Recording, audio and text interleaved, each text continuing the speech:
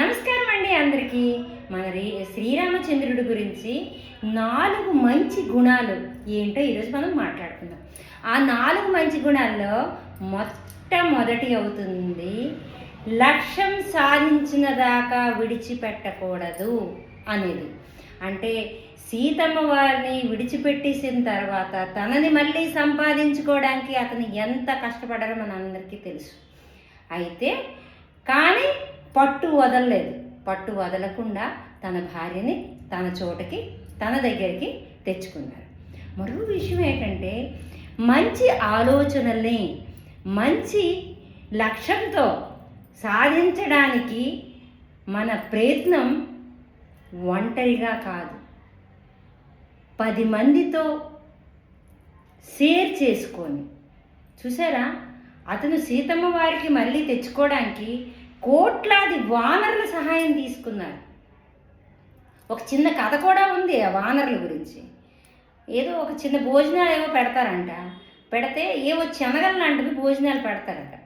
ఒక వానరుడు ఆ ఒక్క శనక్కి అలా నొక్కితే చాలా తొక్క కింద కూడా పోయి ఆ పిక్క పైకి ఎగురుతుంది. అలాగా ఒక కోతి ఏది చేస్తే అందరు కోతులు అదే చేస్తారు కదా. ఇప్పుడు పిల్లలని అంతే స్కూల్లో. అయితే ఇలాగా అది ఇలాగ నొక్కుతుంటే అది ఎంత దూరం గెంతే ఈ కోతులు ఈ ఒక్క వానరులు మొత్తం గెంతాయట. ఆ ఒక్క భోజనాల్లో అదొక మంచి హాస్యమైన సన్నివేశం, అది వదిలేయండి. కానీ అదేంటి కోతితోని వానరుడేంటి, రామాయణం ఏంటి, సాధించడం ఏంటి అంటారు. అలాంటి కోట్లాది వానరులే అతనికి సహాయం చేసి విజయంకి ముందు తీసుకెళ్ళి విజయం సాధించారు. మూడో విషయం ఏంటంటే ఎక్కడికి వెళ్ళాలో తెలుసుకోవడానికి మనకి ఎక్కడికి వెళ్ళాలో తెలుసు, కానీ ఎక్కడికి వెళ్ళాలో ఆ ఒక్క దారి మనకు తెలియకపోయి ఉంటుంది అనుకో. ఇక్కడ శ్రీరాముల వారికి లంకకి వెళ్ళి యుద్ధం చేయడానికి సముద్రం దాటాలని తెలుసు, కానీ సముద్రం ఎలా దాటుతారు ఆ తోవ తెలియదు. కానీ ఆ తోవని ఎవరి వల్ల సృష్టించుకోగలిచారు? ఈ వానరుల వల్ల సృష్టించుకోగలిచారు. అంతే కదా, వానరులే కదా మరి ఆ ఒక్క రాళ్ళు వేయడము, ఆ ఒక్క సేతు ఇచ్చేసి యుద్ధంకి ముందుకి వెళ్ళడం. అయితే సృష్టించుకోవడం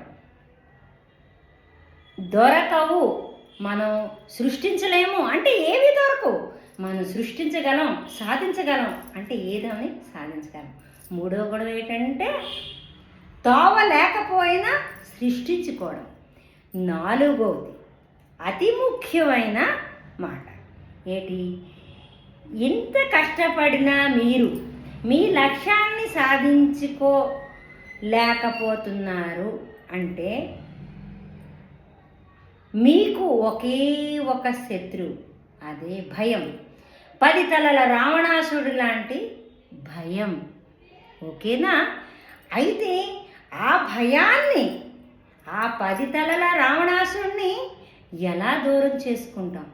మనము నిలబెట్టుకోవాలి. మన లక్ష్యాన్ని మనం సాధించాలి. ఆ భయాన్ని పక్కకి తుడిచేయాలి. అదే కాదు, సంఘం కూడా కొన్ని చోట్ల మనకి శత్రువే అవుతుంది. చూడండి, శ్రీరాముల వారే సంఘమే కదా మరి. మళ్ళీ తను ఎంత బాధపడి సీతాదేవిని తెచ్చుకున్న చాకలవాడి మాట విని అంతటి మహాప్రభు అయిన భార్యని, 9 నెలల గర్భిణిని విడిచిపెట్టేశారు కదా. అయితే అలాంటి రాముల వారికి సంఘంతోనే ఇబ్బంది ఉన్నప్పుడు మనం సామాన్య మనుషులు మనకే మాత్రం అంతే కదా. అయితే ఈ ఒక్క ఏవి చేసినా కూడా ఈ 4 లక్షణాలు ఉన్న మన రాముడు అవుతున్నారు నాయకుడు. ఎందుకంటే ఎప్పుడైతే 10 తలల రావణాసుడు ఉండే భయాన్ని తొలగించి యుద్ధం చేసి ఇవన్నిటినీ గెలుచుకొని వచ్చి నాయకుడిగా గెలిచారు. జై శ్రీరామ్ అండి. నేను చెప్పిన మాటల్లో కానీ భావాల్లో కానీ ఏదాని తప్పు ఉంటే నన్ను మన్నించండి. ఇంతటితో సెలవు తీసుకుంటున్నానండి. జై శ్రీరామ్.